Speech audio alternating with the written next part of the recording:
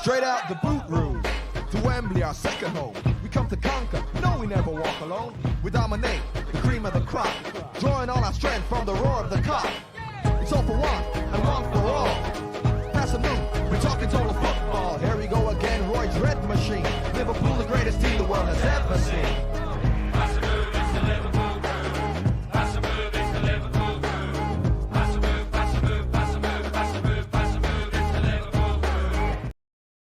Hello and welcome back to the Liverpool Groove.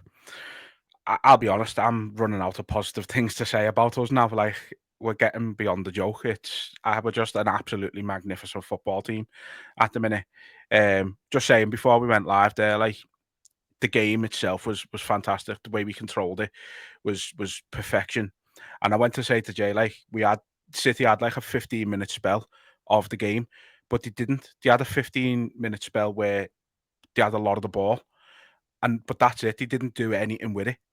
Like, we've seen it now in the last 7 days. We've managed to make Real Madrid and Man City look like absolute shadows of the teams that they are. And yet, don't get me wrong, they're missing some players. We're missing players. It's not an excuse. We are absolutely bullying these teams. They're not creating any chances against us, any clear-cut chances. If you're into all the XG and all stuff like that, like, it was 3.53 for us, 0.80 for them. So that tells you everything you need to know. We should have won by more once again. It was complete domination from the first minute. It was.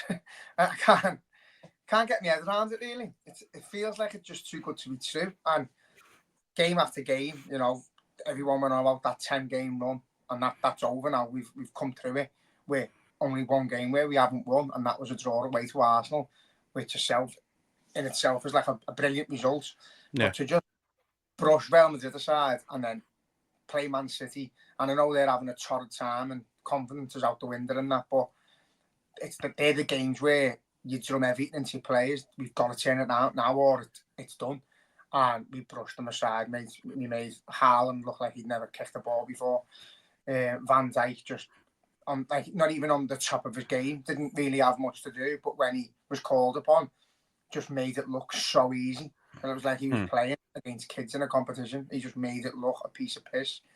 And we made a change in the midfield and weren't sure how that was going to go.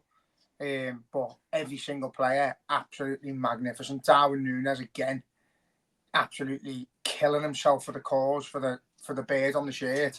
And he's not scoring at the moment, but he's doing everything else. Like, he's doing everything. He's working his ass off, and just a lot of them were fucking superb. Yeah. The performance in whole was just stunning to watch. Yeah, it was. And, people will talk about Darwin Núñez and about how he, people say he doesn't do anything and he gets his name sang every game. It's not about that. Like, you see the effort he puts in. He goes after every single ball, whether it's a lost cause or not. He's the only man on the team fucking psychopath enough when the ball's going nowhere in our box to slide in and win it. Like, and then 30 seconds later, he's sprinting to the halfway line to put another slide tackle in there. Like, you can't. As much as we'd all love him to score more goals, yeah, obviously that goes without saying. But you can't replace that passion that he's got. You can't replace that desire that he's got. Like, it's a rare thing in a player nowadays. It's the same thing Andy Robertson's got. And I want one of the questions we got the other day, which we haven't got down to, which I am going to get to a few of them today, but one of them was about Andy Robertson's form, and at the time it was a valid question, and I think the last two games have completely thrown that away, because I think the last two games, with the exception of giving away the pen against Madrid, I think Andy Robertson has been absolutely back to his best. I think he's been absolutely fucking tremendous. It was fantastic Sunday, and again against Madrid, he's coming up against top wingers, and he was a bit faster than him, and that was just a sailing leg, stupid thing to do for the penalty. But I sometimes think he plays with his heart instead of his head. And I think he's just been down to kick him, and he's just kicked him in the box. It's the only thing I can explain. Skipped over his left leg, and he just volleyed him with his right. Just a stupid thing to do. But again, you're going to get that with players who have the heart on the sleeves, and you wouldn't swap him for the world. And he has had a bit of a bad time this season. He struggled a little bit looks like he's lost a yard of pace. But I said to you earlier on in the season, he does just come back again. It's like the Undertaker. He looks like he's down and out, and then he just rises up, and he rises up at the right time in the big occasions. And you know, you've got Man City around the players scratching the head like who the fuck's the Scottish left back. But everyone knows who Andy Robbo is, and he will do forever because he's been absolutely brilliant for us. And hopefully he's found his form again. Yeah, fingers crossed. I mean, Slot's talked about it a bit in his press conference today, hasn't he? Like going into this month where 5 defenders for 4 positions isn't ideal in the slightest. But one man you've got to talk about from Sunday is Joe Gomez. There's just running out of good things to say about him, to be honest. You know, he's not playing as much as he'd want him. Doesn't kick up a fuss, gets on with it. When he comes into the team, he puts in a performance like he did on Sunday. I thought, again, he was fantastic. To be fair, they never had a lot to do, but again, when they were called upon the defence, but it's just how calm they were when we were passing it around our own back. And, you know, sometimes when you've got a centre-half out and a right-back who's been injured for ages coming back in, and then you've got a left-back who hasn't been great of late, and your sub-goalie, your confidence could just falter. And you'd be like, fucking hell. Like, sometimes you are like, fucking stop passing it around the back, but there was just everything they done was just spot on, barring the one mistake from Van Dijk. Yeah. Which then, even when that happened, I never even fluttered at the thought he's missed. Yeah. Wasn't that remotely? So, and it was the same with Mbappe's pen the other day. I just never felt like he was going to get beat. You say that there, right? And, you know, you say you should get worried when we're just passing it around the back and we're taking risks and the City players are sort of getting close to them and stuff like that. You say you should get worried and I don't. Like right now with us, do you think going into that game, if it was last season and we would have been starting Trent, who trained like twice before the game, Robbo out of form, Gomez hadn't played much, sub-keeper, do you think you would have been more worried about that game last season than this? You're trying to ask me if Klopp was manager or was Arne Slot manager, sort of thing. Not necessarily. I suppose, yeah, it is a little bit based on the manager, but I think it's more just the play styles, as we've discussed a number of times on here. Like, you know, we've said it all season. We don't feel like we're killing ourselves this season, whereas it was all gung-go under Klopp. And I think that's the difference. I think, like, when you're playing that way, one of the players' minds are just trigger to, like, try and do something extravagant, to play a pass from the edge of our box or something to get an attack on the go. I think now the build-up play is a lot more calm and relaxed, and the risk is a lot less. So we only really do things when we think it's really, really on. And I think we're getting the rewards of that. Obviously, we've had some fantastic games with City over the years, but our record against them is not great. I think we'd won like 1 in 9, wasn't it? Wasn't great. So, yeah, you know, every time they've come to our place, I don't know whether can't be called them beating us off in an Anfield, but we always it was only the once in the COVID season. Yeah, so because we were in fucking holiday mode, weren't we? But yeah, we always seem to draw at Anfield, but there was just that was a rally call from the fans and the players to say it's on, and yeah, this is on, and if we won, which I still can't get my head around it a little bit, because the way we did win, it made it not feel like a big game at points, because you're just like, this is just too easy. And that's credit to Liverpool and the manager and the team, because they made it look easy. When you're seeing their manager cracking up on the sideline because of things we're doing and the way we're playing, is just boss. You know what? You say that about Pep, right? And I thought he took that whole "you're getting sacked in the morning." I thought he took it really well at first, and then you heard him after it and all that, and like he hasn't, and it's kind of almost offended him a little bit. It's like I'd say putting the 6 up, I thought, yeah, all right, fair enough. That's how you respond to it. Like, you know what I mean? I thought it was weird for him to say what he said after it, to be honest. Yeah, he's cracked up. Simple as that. He's come out and he's lost the plot. And some of his players have as well. But yeah, it's all four. Mourinho used to do it to us. But he used to do it when they were winning. And that's the difference. They'd scored and he'd wind us up. This was different. It was a little bit of tongue in cheek. I think every Liverpool fan respects Guardiola as a manager. But we also you know, we've said many a times, could he have done what Klopp done with our team and the money we spent? Don't think he could. I think he's a great manager, whereas I think Jurgen Klopp's better at bringing lesser players on and doing things with them that no one else could. And Arne Slot is reaping the reward of that as well, because Klopp's done all the little tweaks with these players, made them better players, made them think like world-class players, and Arne Slot's come in and added a little twist here and there to how we play, to how we press, to how we take risks and how we don't. And every single one of the players looks better now.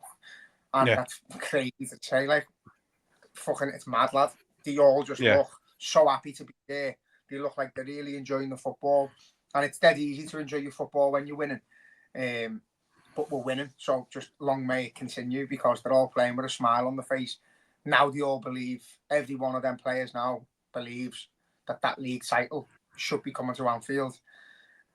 And it's just fucking, I believe too. So I can't hardly smile at. It's just again, big, I mean, too big to hide your smile and be pessimistic. That should be ours. And unless something drastic happens, which that's the horrible part, is that something always can drastically happen when it's Liverpool, when we're involved. It's never easy. And that's why our fucking heart rates are all through the roof all the time. And that's why we enjoy the wins the way we do, because I come home Monday and that's just the way we live, lad. It's just, and that's the answer to that. No, I mean, it's hard to say otherwise at the minute, but at the same time, I think 13 games in is still too early to be writing City off, definitely. Obviously, you've got Arsenal right behind us. They're closest to us at the minute, aren't they, along with Chelsea. So when 9 points. We've got to lose 3 games, lad.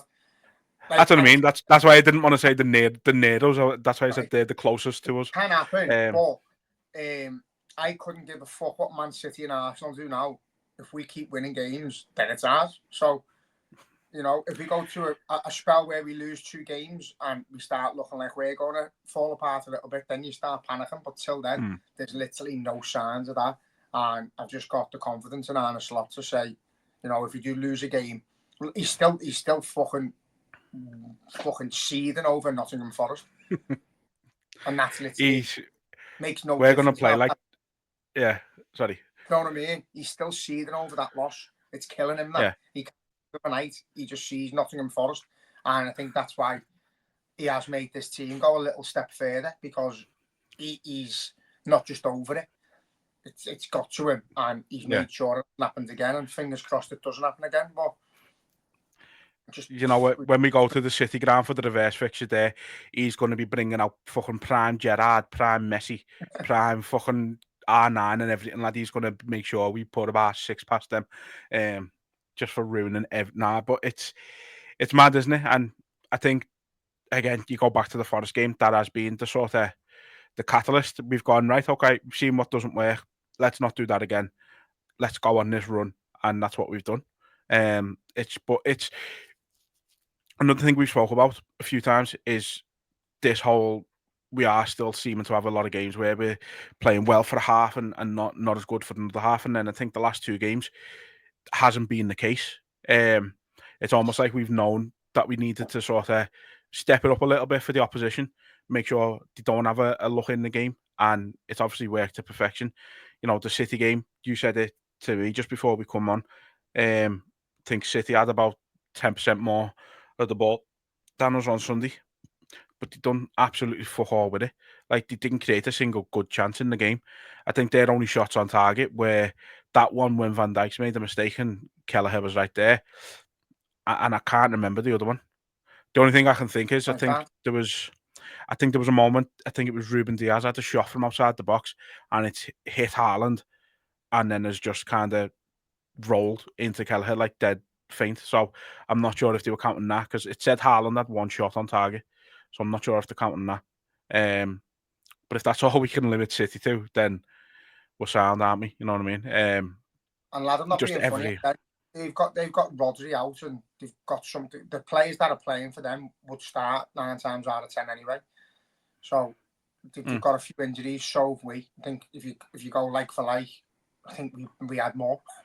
We had Jota who would probably. have been starting, Alisson who would have been starting, and Bradley probably would have started, to be honest. And And Canate. So, yeah. yeah, so you've got 4 players out there. And again, it's not about excuses. If we'd got beat, I couldn't sit there and go out because we had loads of injuries. You take that into consideration before the game and you go, listen, this is what we're capable of with this team. But I just don't think it matters what personnel's in the squad at the moment, whether it be Joe Gomez or Canate, Robert Ward, Simicast, Jones or Szoboszlai. They're all doing the fucking bit. Every single one of them is playing like a fucking man possessed. And I think I mentioned for Szoboszlai, who started, when I seen that Jones weren't playing, I was a bit shocked because the performance against Real Madrid. But Szoboszlai was fucking incredible. He was everywhere, covered every blade of grass again. So that's what he gets a lot of shit, but people don't see the work rate he puts in off the ball as well.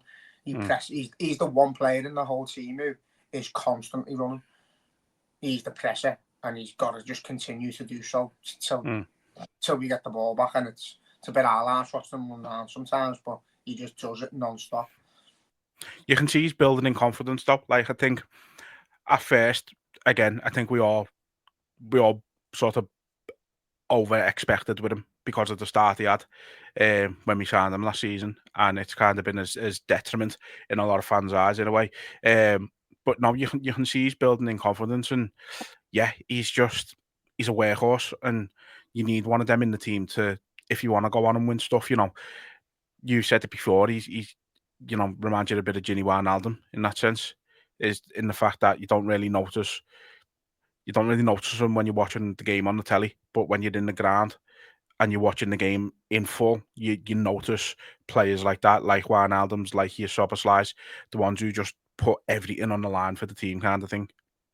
Yeah, exactly. That's what he does, and I think technically he's probably better than Wijnaldum in the sense of his technique and his ability. Wijnaldum was absolutely phenomenal in that role, but he's covering like 2 or 3 different roles in one position. He's a 10 and then he's a 6 and then he's both. And I think he is just doing the box to box brilliantly. But I'd like to see a little bit more of him on the ball and be a bit more productive on the ball. But as long as he's working with the team and the team are winning points, lads, you're not really asked. Yeah, it's almost like him and McAllister have got the opposite roles to what you'd expect them to have at the minute. You'd expect McAllister to be the one running around, going after every single ball, sort of sitting back a bit, and Szoboszlai to be more involved on the ball and picking players out. And it's working clearly, but you just wouldn't have expected it. No, I think they're both capable of the both jobs though. So again, I think you've got the 3 midfielders there plus Jones, who can all interchange if you want and do each other's job. So if we're a bit short at the back in one situation, I think the other midfielders know exactly what needs to be done. The same when we're going forward. We don't tend to send them all up at once, and they know when each one should be going forward and when we should be sitting back. So the system he's got in place where all the players, they're all on the same wavelength. They all know what to be doing. So it is just fucking great to watch, and it's great to watch in the sense of you feel like we're going to win. It's not always fucking dead exciting. The games like Southampton and that, they're not that exciting, but you're not arsed when you're on your way to winning a league title. As long as you win, at the end of the day, no one will remember them games. The big ones are like your City and that. And as you said before, it's like we're sort of saving ourselves for the big ones, but we just look levels ahead when we do it. So I think our tactics are to not kill ourselves because there's big games coming up soon. If we can scrape through and win without putting too much pressure on ourselves, then happy days. But then you've just seen us blow away two of the best teams, so happy days. Yeah, and that's it. And we were saying before we come on here, like last season against, well, just the way we played was we had to have the ball all the time. And it's just not that anymore. We're very comfortable letting teams have the ball in front of us because we know that's all. Like, if they want to just pass it down the back while they're losing, then we're happy with that. That doesn't do anything for us. You know what I mean? It's amazing how relaxed we are when the opposition have got the ball now, just because still not really used to that.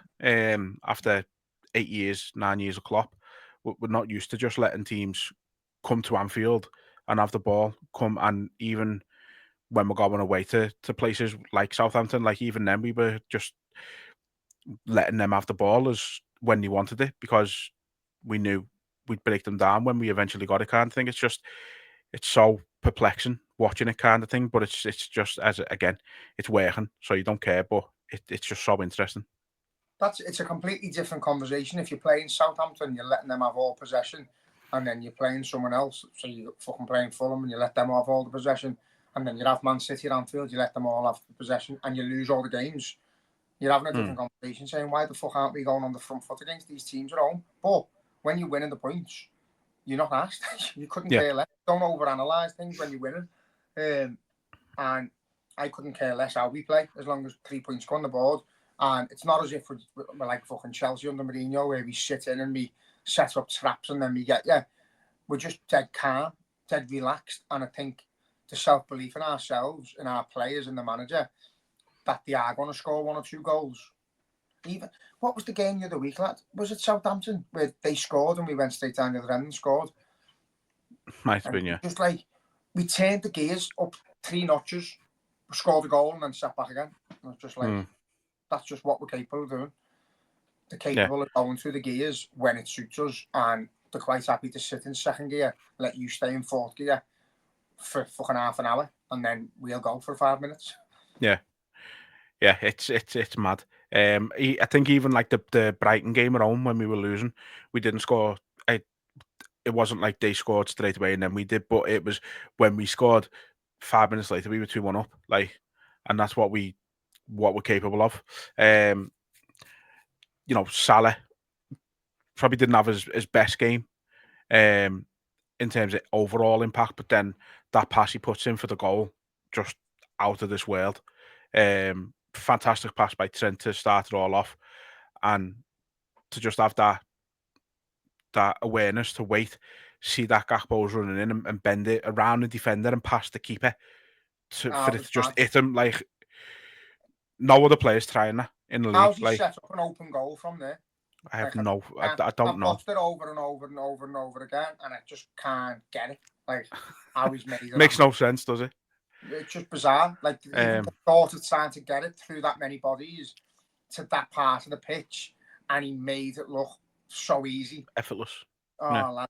Well, and then obviously the penalty. No questions about that whatsoever, was there? Let's be honest, that was probably the most Stonewall penalty you'll see all season.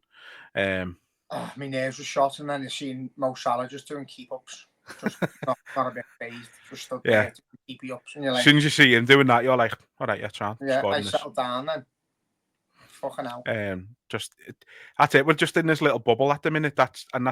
It's showing on the players. That's how confident they are. Like, imagine any other player who'd missed a penalty 3 days before that, and then he's about to take another one. The opposition players are all just arguing with the ref, and you're just standing there doing fucking keep-ups. Like, that is the confidence we're playing with at the minute. I know, and do you know what? I think Salah oozes that, and that, like, if I was a goalie, I'd just think, you're fucking horrible. I wouldn't even die. Basically embarrassed me, lad. So, fucking hell. Oh, great penalty. Great party after it. Fucking great celebrations. I think the whole, again, talk about the crowd. We moan about the atmosphere against the shitter clubs, and I've lost my bag a few times in hospitality and with the people who go and don't fucking do anything. But when everyone sticks together and they make it sound like that, I know they greeted the coaches and all the flares and smoke bombs before it, which is what you do before big games at Anfield. Fucking hell, the atmosphere before the game was brilliant, and then inside the ground, like, I never went, but hearing it, you could hear it from by the stadium, hearing the roar. There's a video there of the silence as Salah strikes that ball, and then it goes to Gakpo and hits the net, and then there's this, it goes literally silent, and then a big roar. It's mad, but it's just goose pimples, lad. Again, I don't think teams can live with us when the fans are in that voice, and the players are thriving off it. Our players are fucking carrying the baton with the fans, and it was like a rally. Everyone was in it together. They were all fighting the cause, and we got the 3 points. And it's, if I'm gonna say it, it's ours to lose. You talk. I mean, I still I have this thing about saying it. I'm not doing it. I can't bring myself to do it yet. But you talk about the fans. Cocky, like, oh, we're going to win the league. But the I don't know. The points tally, realistically, yeah, if that was Man City now top of the league or Arsenal top of the league by 11 points, we throw the towel in. Not with Arsenal. No, I think you would. With City. 11 points, I think you go. That's too much. Too much too soon. It's too hard. If they were on the run, we're on. Now you've got to give respect where it's due. We know Man City are capable, very capable of going on a 20 fucking win run. Win. I don't know what you'd even fucking say. But they're capable of going on 20 games, winning. Arsenal, not so much. And I think Arsenal just showed what they're about against West Ham, where they look brilliant and then they fell apart and then they look good again. Yeah, they've got that in the locker. Where another game like that, they're playing Man United this week. If they don't win that again, I'd be counting them out. Fucking same day we play as well, bastards. No, but just coming back to the fans for a second, because obviously, yeah, there's always that debate about the ground and what the atmosphere is like. But I think for probably a good month, maybe a bit longer, every home game, I think the crowd has been very good, and it has got us over the line once or twice. I don't think it was needed to get us over the line in the last couple of games, but just the fact that it was right up for it from the first minute in both games does wonders for the players. And as I say, I think going back for the last few games at home, I think the crowd has been very good, to be fair. Again, I think obviously it's hard because you've got loads of tourists and that in there who don't know the songs, that sometimes the team need to make the locals pipe up to get going. Do you know what I mean? And then I think the Brighton game spun it on its head and everyone was just on the feet and going for it. I think even people who don't know the songs, they're just banging chairs and making noise and being part of it. And that's all it takes, lad. It literally takes a few people to start it. And then everyone wants to be involved. And that's what I always say. If you're going to go there and you want to take it in, by all means, enjoy it, but be part of it as well. And I think it sounds like since the Brighton game, every single person who does get vocal is doing it, which is enticing the people who don't really get vocal to join in. Because obviously there's people who might never have been to a game and they're not going to fucking sit there and start singing songs in a quiet stadium. Because 9 times out of 10 you get looked at like a fucking big woolly back go. Do you know what I mean? But that's what it's like at the ground. You've got little cliques of fans who sing songs, and if they're not starting them, they don't get involved. But when they do start them, it fucking goes off, and everyone should just be welcome to sing and join in and enjoy it. But say last 3 or 4 games at Anfield, it's been brilliant. And even we played Brighton, played Villa, Real Madrid, them cheating bastards, and it was just magnificent for all of it. So long may that continue as well. We've just got to keep rallying them. They believe now, and as long as we do, they will. That's it. One man I did want to just very briefly speak about, because he didn't have much time on the pitch, but it was something different for him. What did you make of Quanta at right back? I was surprised that he stuck with him at right back. I thought he would have swapped him and Gomez, but I thought he looked quite good, to be honest with you, for the brief time he was on. I thought it was mad when I seen that decision being made. And he's just swapped with Gomez. He might be the versatile one. Do you know what I think? Might be dead clever to have got him on the ball in a place that's not right in front of our goal in case he fucked up. Because I was saying that, like, when they were talking about Konate being injured, is it Gomez, is it Quanta? And we know Quanta's brilliant, and we know him and Gomez is a little battle in itself, who's going to start. And Slot obviously prefers Gomez, but if Quanta would have come on and played how we know he can, he'd had no issues at centre half. But if he'd have fucking played how he's been playing this season and cost us a goal in a game that big, he might never recover. Yeah. So to put him right back a little bit out the way and let him get on the ball and let him get up the wing and gain some confidence, which he absolutely did. Fucking great decision by the manager and good performance by Quanta. So I was dead happy with him. Nice to see. Yeah, and but now he just doesn't. He's just too big to be a right back, isn't he? He's fucking Yeah, he's massive, like. But no, I think what you've said there, like, is what I was thinking. Like, was it maybe not necessarily not having him in front of our goal, but just he's only got to deal with one person at right back, you know. So is it maybe just easing the burden on him in that sense, not as much pressure on him, kind of thing? Deal with your man, deal with Doku, who is just skill and nothing else. I'm not being funny, lad. Like, out of all the wingers in the league, you don't want to throw a fucking centre half right back against Doku unless you're No, you don't. To be fair, like, but he's not good, but he can get past you. Yeah, does all his tricks. He's shit in front of goal, but well, that's it. He's gonna skip past four. He's like Sayori.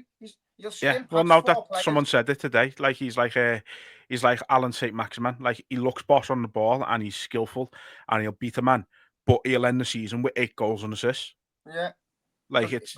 He looks steady. I seen that Man City page. Like, he can't live with him, and I was like, we beat us 2-0, and he hasn't done anything. Hasn't contributed to the game. Yeah, he's gone backwards 3 times at pace with doing step overs into his own half. Like, he's mad. But yeah, don't get me wrong. He's scary to look at. Like, I wouldn't want to go face him. And fair play to Quanton, he did all right. Yeah, and he did. So you mentioned it earlier. Like, that 10-game run is gone now. Like, this was the period. We'll see what Liverpool are about after that. I think it's now pretty obvious. We've absolutely pissed that hard 10-game period. And to be honest, I think now on paper, like, this next sort of 4 or 5 games arguably looks tougher than most of that 10-game run. Like, away to Newcastle, away at the Dump for the final time. And then it's, I think, Girona in the Champions League, Fulham. I don't know if that's home or away, I'm not too sure. And then I can't remember who the other one was, but I say, Fulham's like, that is Fulham. Yeah, Fulham's the one home game, innit? So yeah, I mean, that's a tough run. Newcastle away, always a tough place to go. Hopefully we can finish with 11 men this season tomorrow. But obviously it wouldn't matter if we did, clearly. They're a weird one this season. Like, it's just, you don't know what Newcastle are going to turn up. Is it going to be the Newcastle who got beat 2-3-0, whatever it was, at home by West Ham? Or is it going to be the Newcastle who can go and blitz Arsenal? Like, I just don't know what to expect from them. You never do, but you always know there's going to be goals and it's going to be a good game. Yeah. Sometimes they're tight, sometimes they're not. We've beat them 6-1 there before. We fucking put 4 past them. It's always a dead good game. I just, like, fucking just can't see anyone beating us, lad. And it's doing me head in. I've just got no nerves going into games anymore.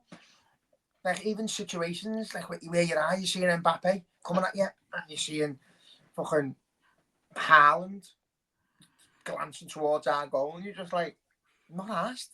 Even if they score, I reckon we'll go down at the end and score. And I don't want to come across cocky or arrogant because, everything can change in footy, but I'm just enjoying it that much. Just, I fear no one, absolutely no one.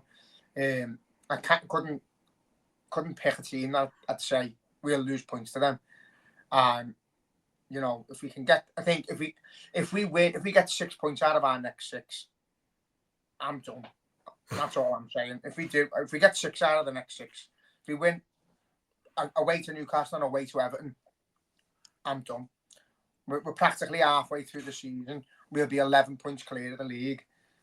And I think in that time, the other 2 will have dropped more points.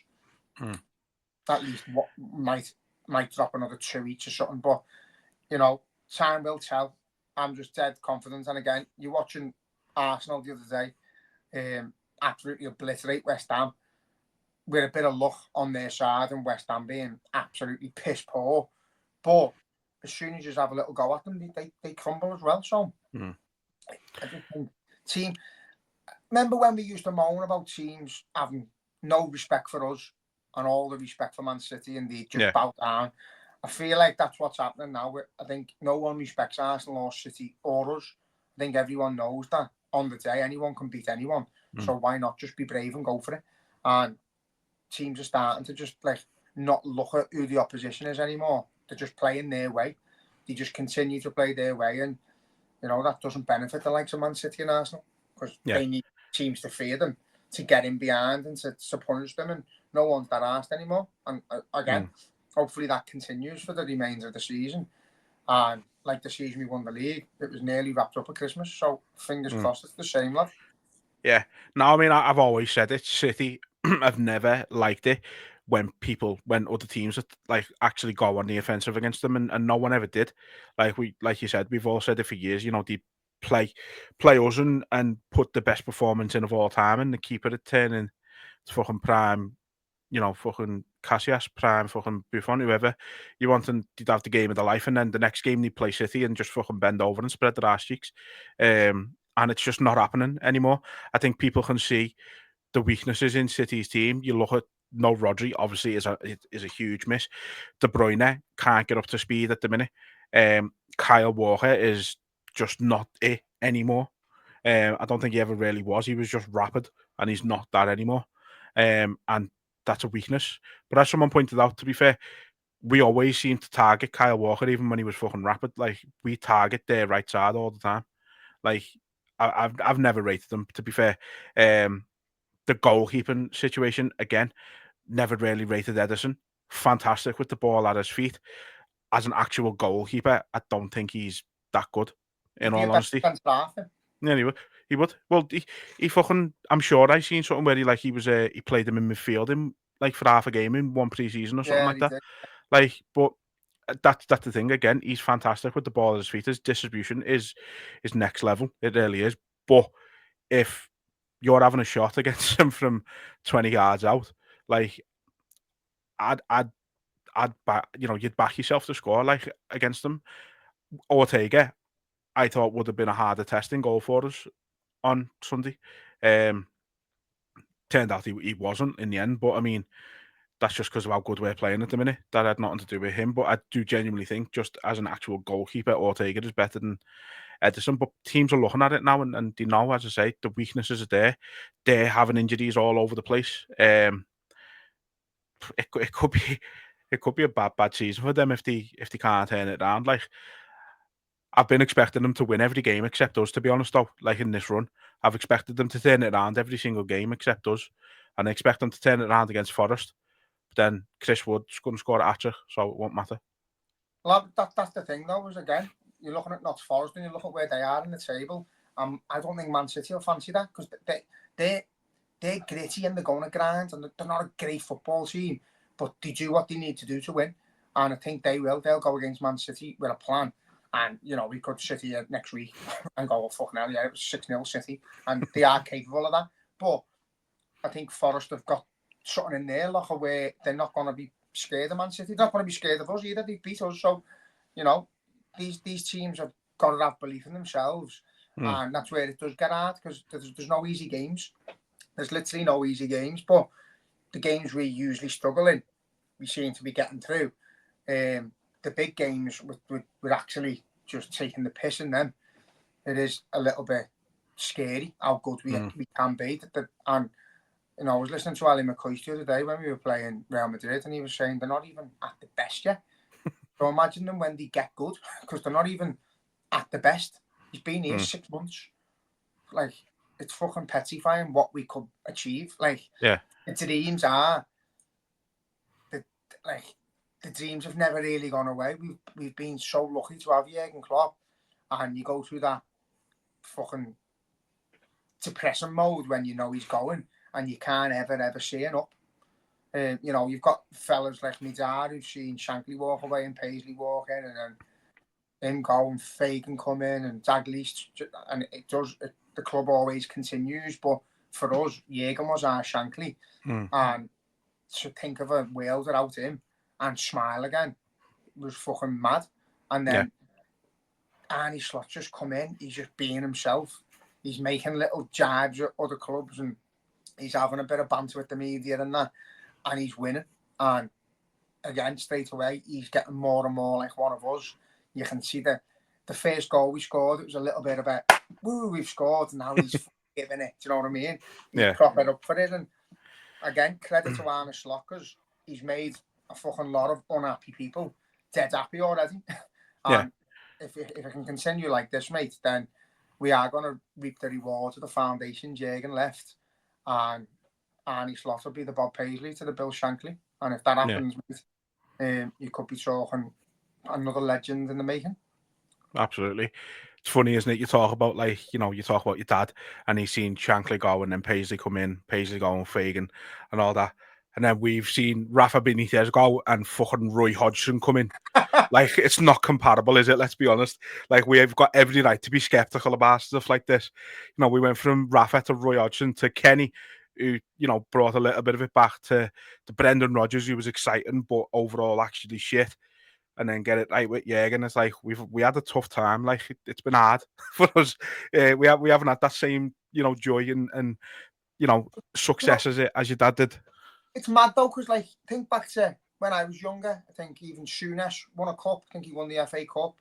Roy Evans come in, won the League Cup, and then Gerard Houlier's there. He wins the fucking treble. Got close to a league title, got us back into the Champions League, where we started seeing Liverpool as a big team again.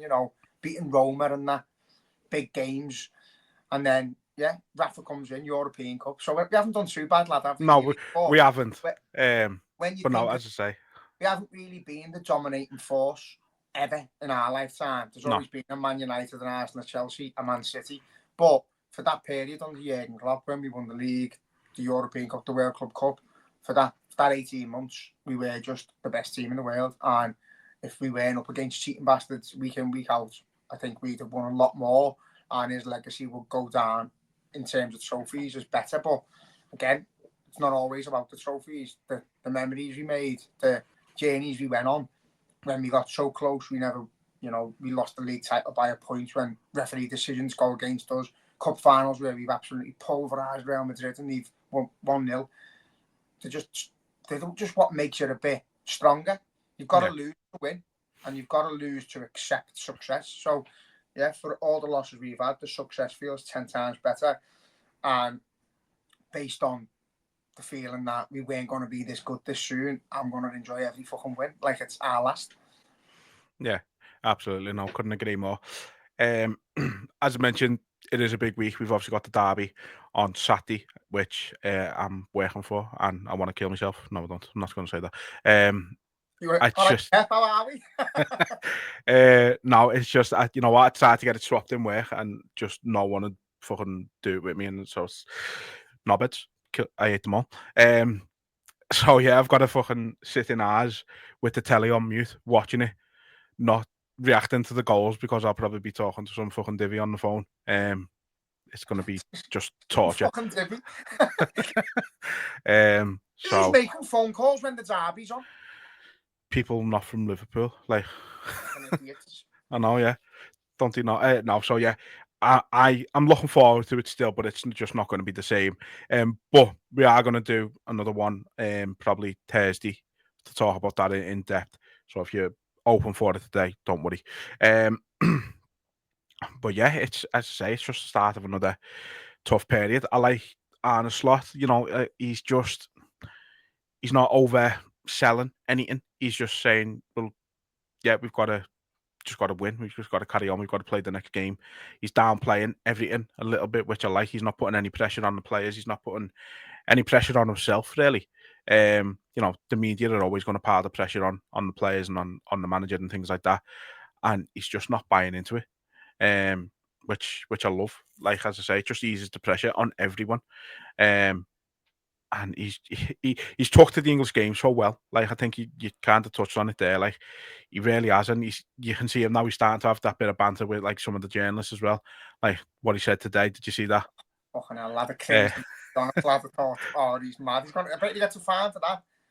That I just thought that was hilarious. That was very much a Jurgen Klopp line, I thought, but I just thought that's how comfortable he's getting with them now. So anyone who hasn't heard it, he got asked about Salah saying, as it stands, it was his last home game against City.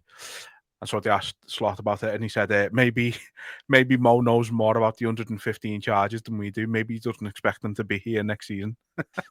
Lad, anything to say as banter, I'll be honest with you. But yeah, when he heard it, I could see in his face, I think he regretted saying it as soon out loud. And it took a little while. It was like a cold silence, and then one or two laughed, and then he had to be out there the big Yeah, joke. it's a joke, I promise. Yeah, but no, do you know what? Fair play. It has been brushed under the carpet. All the shit with the referees and all that. I reckon that's been a fucking Man City coup anyway. They've got David Coote high as a fucking kite, so all the pressure's off them. And it has just been brushed under the carpet. But yeah, I do think with it being like an ongoing court case, he might get fined for that. mate. I mean, but it was a I bit of don't know. banter. It was a laugh. Do you know what I mean? If one manager can show 6 fingers to a crowd to say what he's won in that time, our manager can suggest that during that time they were cheating bastards. So that's fine. Well done. I loved it.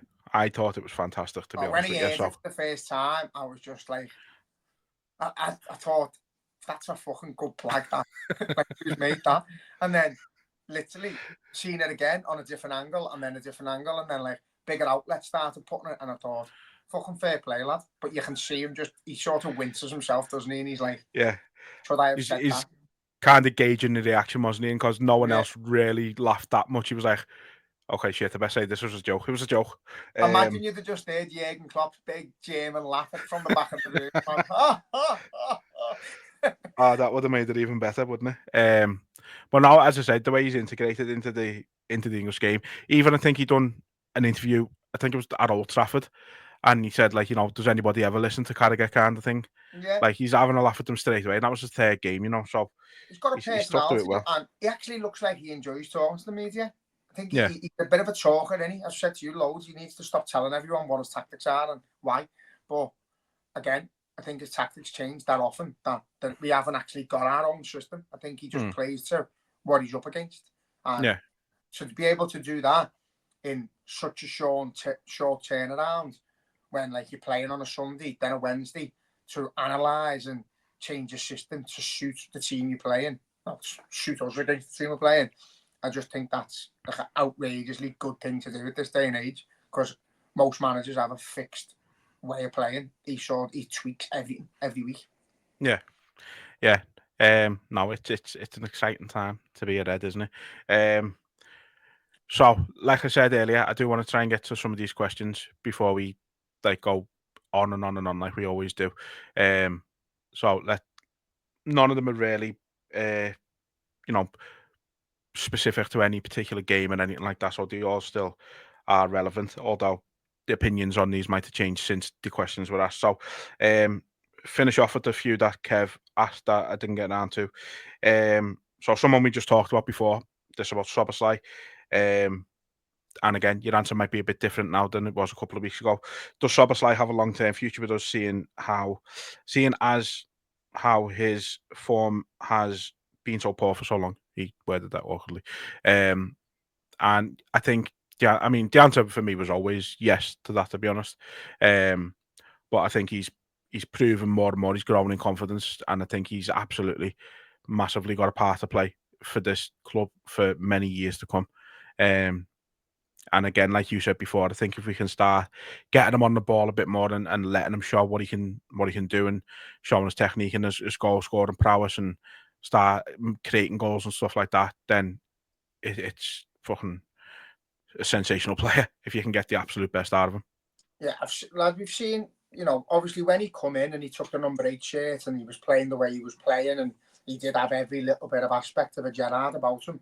And I think we just put a bit too much pressure on him. I think he was getting overhyped, and there was a roar when he got on the ball, and I think he did feel that weight of Gerrard's shirt on his shoulders, and from the fans.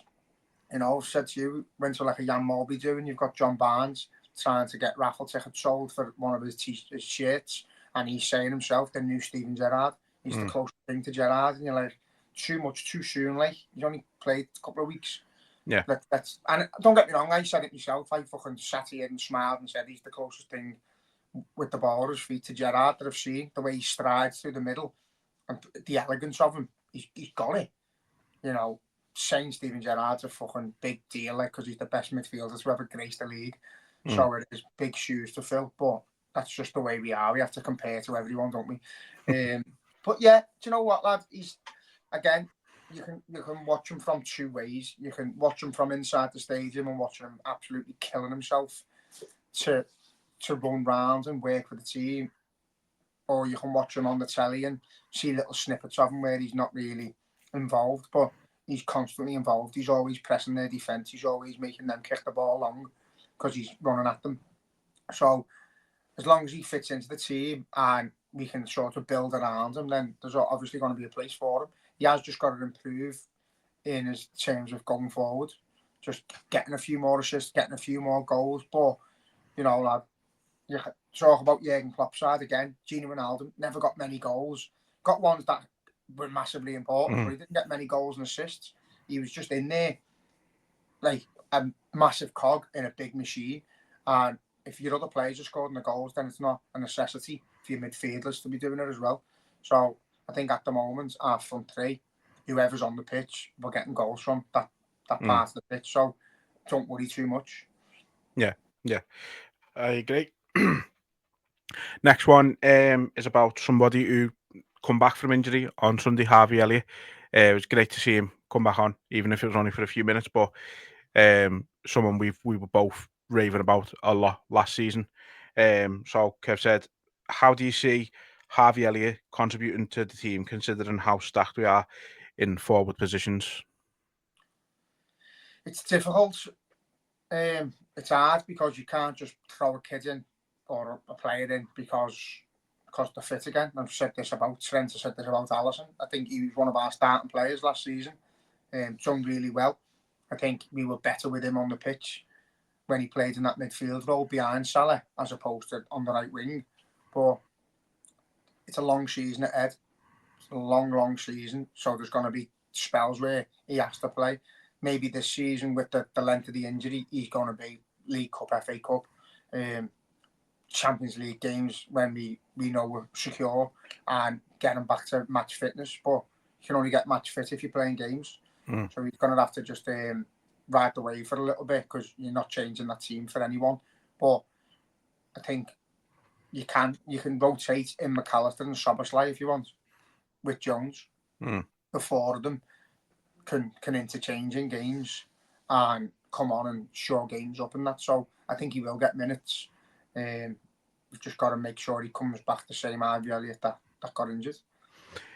Yeah, I mean, he's had worse injury, hasn't he? Let's be honest. And I think I think it's fair to say he come back from that and then some. Like, I think he was obviously a far better player the last time around than he was before that big injury. So this one obviously wasn't as severe, but still a significant injury to get.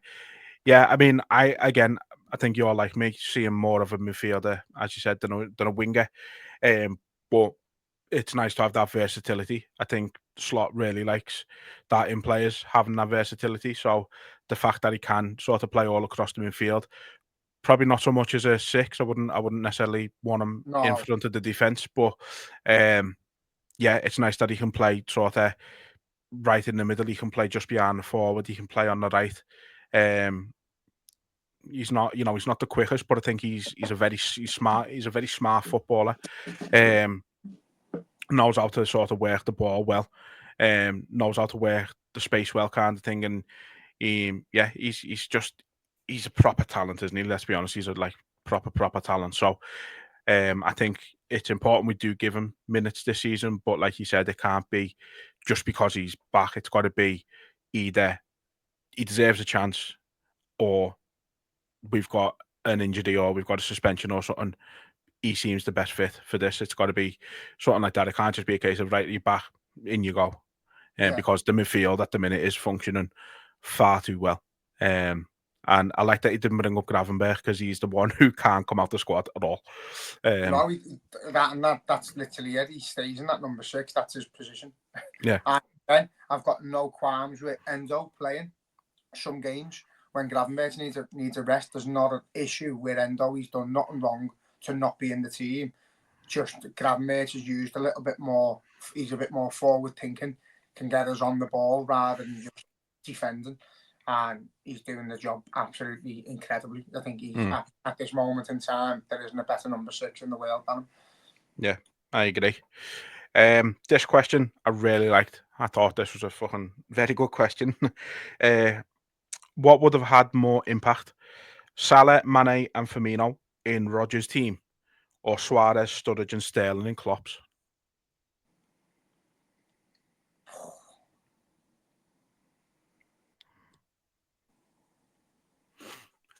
So the way I was looking at this, go on.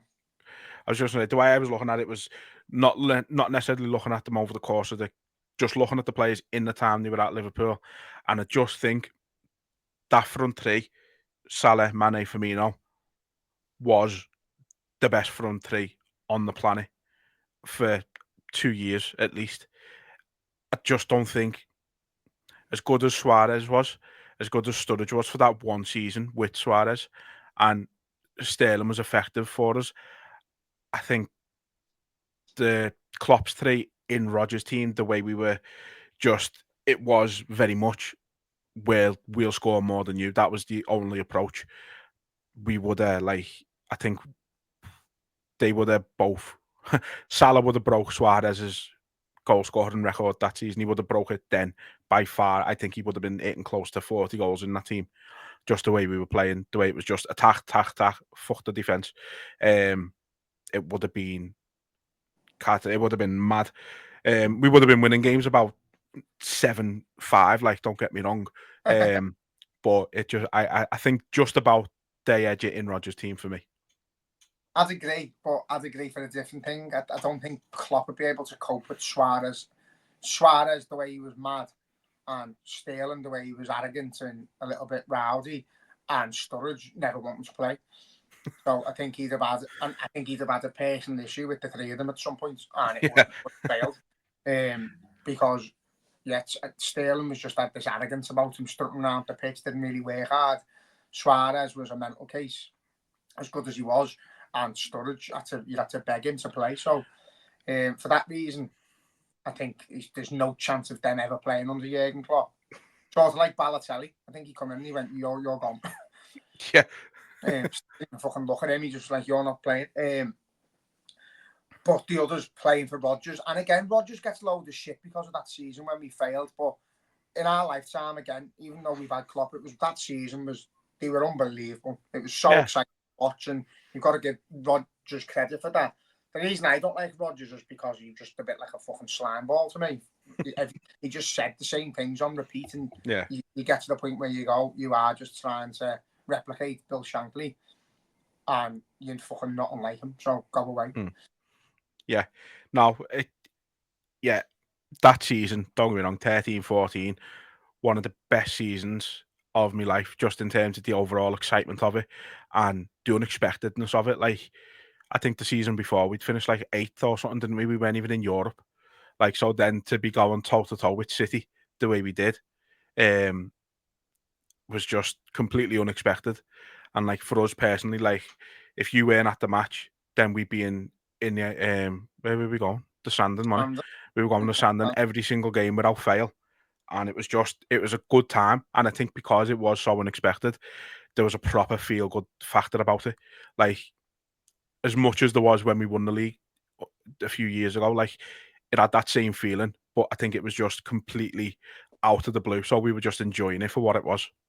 And that's exactly what this is now. Like, and that's why I'm not going to be any negative at all.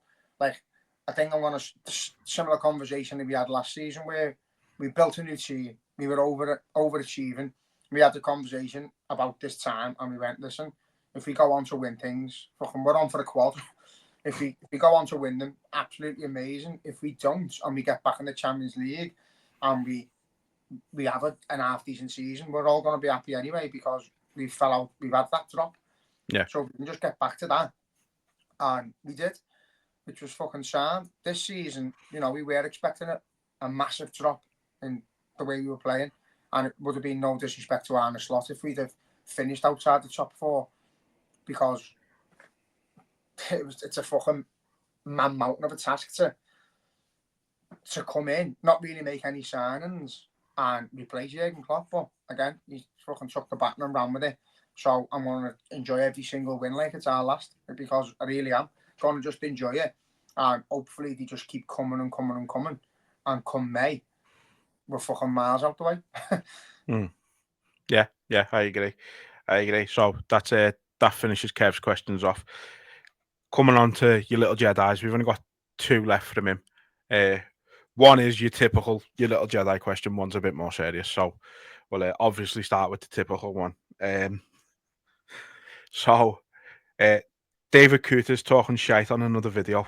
He's 12 stripes deep and he's sat off with an Asian brass again. Who would you rather send in to sort him out? Craig Bellamy with a golf club, Carragher with boxing gloves, Graham Souness after he's watched Pogba play, or Milner? Souness after Pogba, definitely. Fucking hell.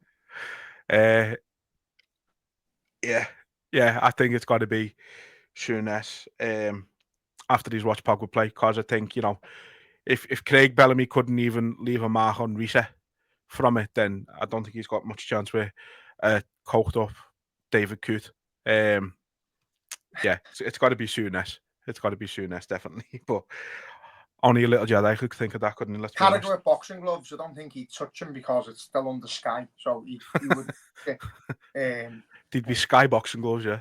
Not like he's really said anything about it, like. But yeah, I think Graham Souness just have David Coote on AI saying Pogba's boss over and over again. You know, everywhere. I think the only way you send him Milner in is if you want to calm him down, go in with a nice little crate of Ribena, or you know, few boxes of Yorkshire tea, and Milner will just sit there telling you about, you know, the best ways to solve a Rubik's Cube or something like that, and life would just be happy. You know, you're just getting to listen to James Milner. You might start talking to you in Spanish because obviously he only speaks to his kids in Spanish. You know, it's a mixed bag with James Milner. So yeah. But that account that he was dead bored and he was fucking proper laugh. But he was our crackpot, and he will always be our crackpot. Oh, I love him, lad. Yeah, great player. So on a more serious and much more mature note, should we be looking at a new left back in January? So this is what I mentioned before. Few people have been saying this now because Robbo hasn't been performing as usual for a while. I give him more time personally, but can't be putting in substandard performances forever. Agree. I think I've said a lot of times with Robbo, it takes him a little bit longer to get back into the fold. He remains rusty for a couple of weeks, and then all of a sudden it just falls off him, like Real Madrid, like Man City. So hopefully that's in the past now. And we needed to be with Tsimikas out as well, to be fair.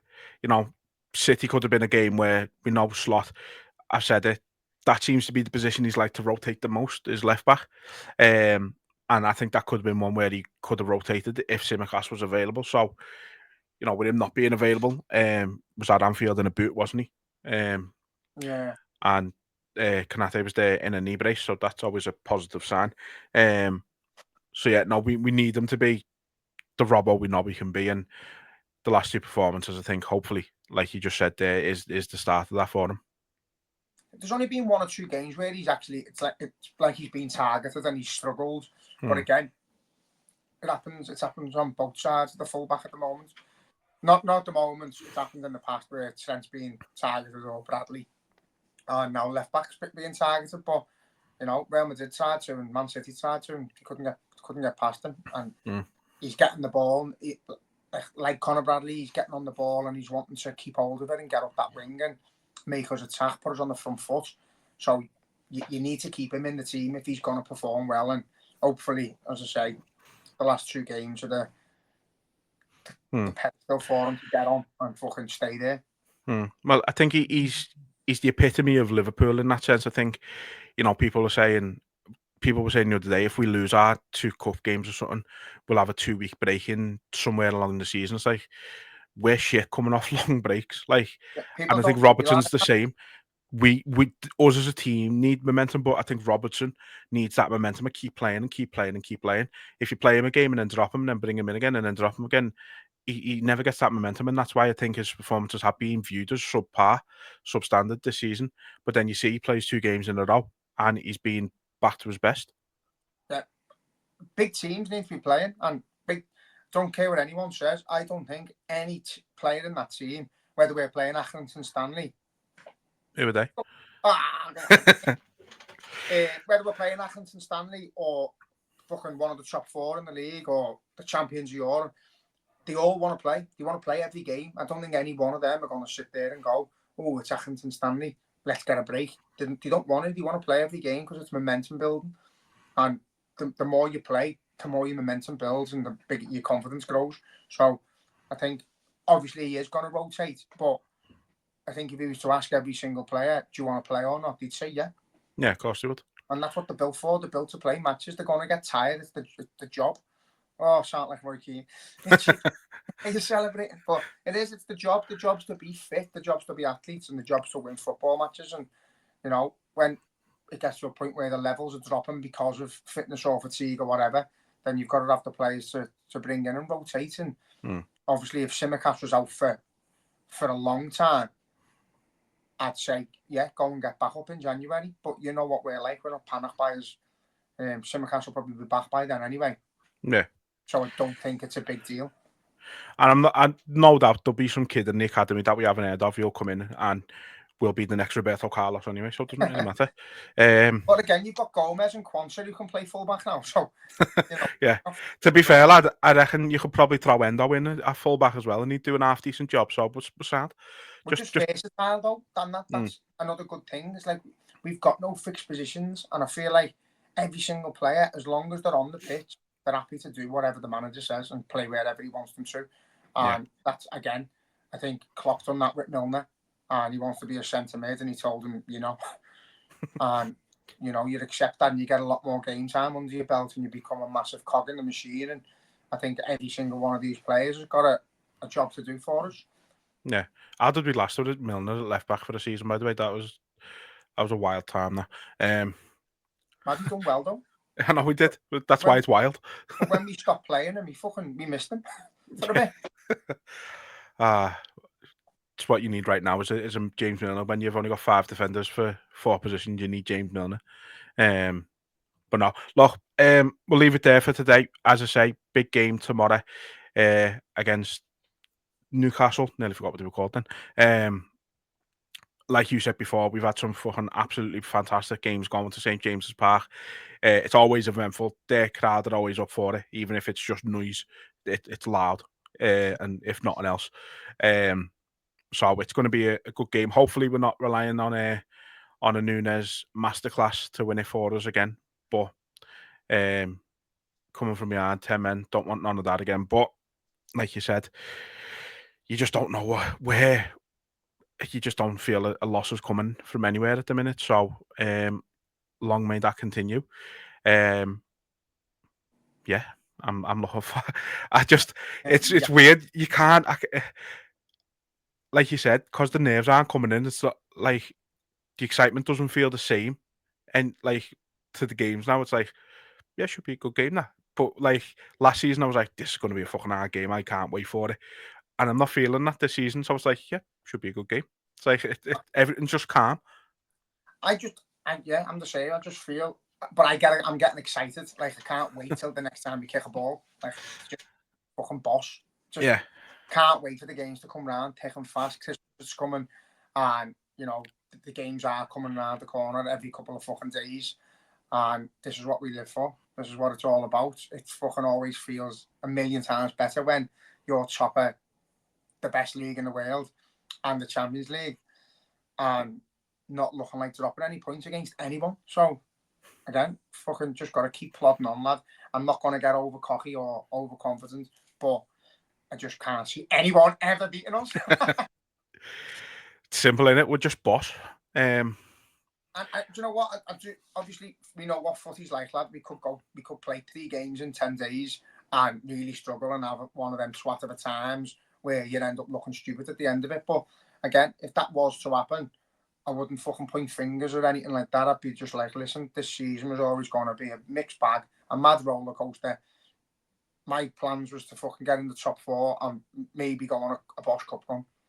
We could have done that, happy days. But obviously, where we're at now, to not win a big trophy would be a bit of a disappointment. Yeah. But we've just got to keep plodding on. Our destiny's in our hand.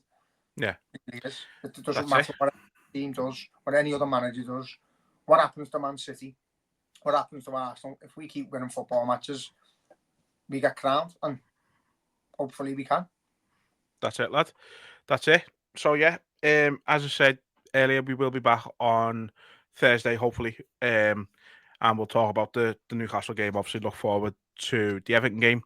Again, as I pointed out in the last few episodes, if you are watching on YouTube, please do subscribe to the channel. Wherever you're listening to us, whether it's on Spotify, Apple, Amazon, whatever. There's that many of them. I don't know anymore. But whatever you're listening to us on, please do rate us, follow us, subscribe to us, whatever you have to do on that to make sure you keep up to date with the episodes. But until next time, up the fucking Reds. 3-0. See you later. He had to do it, didn't he?